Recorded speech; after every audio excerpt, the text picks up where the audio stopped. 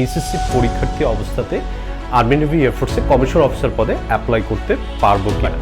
এখানে একটা সুসংবাদ আছে একাডেমিক স্টুডেন্ট 15ই জুন 2023 তারিখে আইএসএসবি পরীক্ষা দেয় এবং ওখান থেকেও সিলেক্টেড হয়।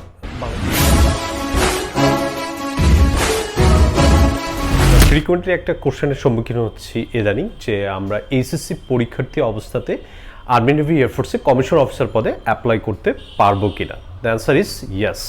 এখন আমরা জেনে নিই আসলে পরীক্ষা দেওয়ার আসলে সিস্টেমটা আসলে কি। পরীক্ষা দেওয়ার সিস্টেমটা হচ্ছে, আমি যদি আর্মিতে অ্যাপ্লাই করতে চাই সেক্ষেত্রে আমার এসএসসিতে জিপিএ অবশ্যই 5 থাকতে হবে। যদি 5 থাকে সেক্ষেত্রে আমি আর্মিতে অ্যাপ্লাই করতে পারবো।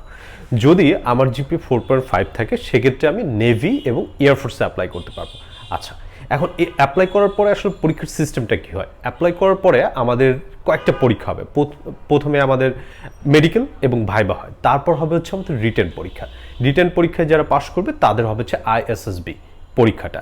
এই পরীক্ষাতে যারা গ্রিন কার্ড পাবে, যারা সিলেক্টেড হবে, তারা finally selected Bangladesh military academy, মানে আর্মি নেভি এয়ারফোর্সের যে ট্রেনিং সেন্টার আছে ওই ট্রেনিং সেন্টারে ট্রেনিংয়ের জন্য যাবে। এখন কোশ্চেন আমার এই আইএসএসবি পরীক্ষা বা রিটেন ভাই বা মেডিকেল এগুলো আসলে কখন হবে? এগুলো বেশিরভাগ ক্ষেত্রে যেটা পরীক্ষার এইচএসসি পরীক্ষার আগেই আমাদের সবগুলো পরীক্ষা শেষ হয়ে যাচ্ছে। তার মানে কি আমার আইএসএসবি পরীক্ষাও শেষ, আমি সিলেক্টেড কি রিজেক্টেড সেটা আমার ইন্টারমিডিয়েট পরীক্ষার আগেই নির্ধারণ হয়ে যাচ্ছে।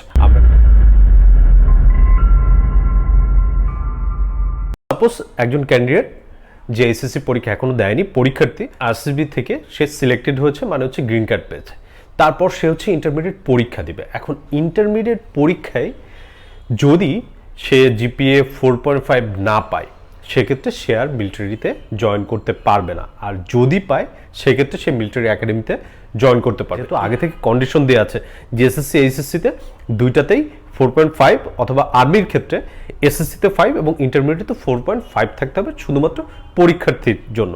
আর যারা অলরেডি ইন্টার পাস করেছে তাদের কিন্তু দেখা গেল এসএসসিতে 4.5 আছে, এইচএসসিতে জিপিএ 5 আছে, তারাও কিন্তু অ্যাপ্লাই করতে পারবে। বাট পরীক্ষার্থী অবস্থায় অবশ্যই এটা আমার মাথায় রাখতে হবে যে এসএসসিতে আমার জিপিএ 5 থাকতে হবে, শুধুমাত্র সেক্ষেত্রেই আমি আর্মিতে পরীক্ষা দিতে পারবো, আর তা হলে আমি নেভি অথবা এয়ারফোর্সে পরীক্ষা দিতে পারবো।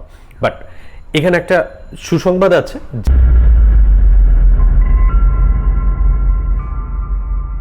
আমরা ইমপ্রুভমেন্ট পরীক্ষা দিব। পরীক্ষা দেওয়ার পর যদি আমার জিপিএ 4.5 এর উপরে আসে সেক্ষেত্রে আমি আবার মিলিটারিতে পরীক্ষা দিতে পারবো, কোনো সমস্যা নাই।